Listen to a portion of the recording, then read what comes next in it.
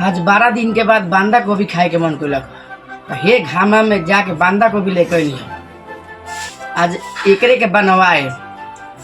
ए सुन तारू फिल्टुआ भाई कहाँ बिया जे बोलत नहीं खे का हो रहुआ बेचैनी कटले रहता। 1 मिनट नहीं देखो तो बेचैनी कटले रहता।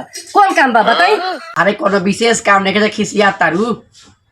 हइला बांदा गोभी अपन एक सब्जी स्वादिष्ट बनावो तो आज बांदा गोभी खाए के मन करता। बैगन दी जब ना तब रहुआ कुछ ना कुछ लियावते रहतानी।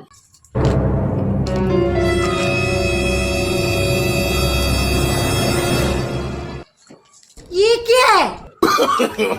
no. कल हम की बांदा गोभी लिए आइल बानी, एमे तो खाली पता ही नहीं निकलता। भुला के पता इनके बोझे उठा के लिए आइल बानी। अरे बा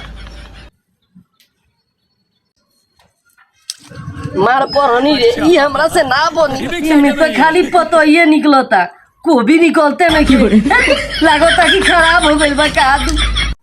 जाता नहीं बकरी के दे देवे आ केरे के सब्जी बना देता नहीं। आज वो पूछिए जाइए अभी मजा आएगा ना भिड़ो। अली खाई काची की सब्जी हो अब बांदा गोभी लेनी हो तो बांदा गोभी क्या हो गए? अरे छिलत परेशान हो गई हो। उमे गोभी कहाँ निकलत लो, खाली पत्ते निकलत लो।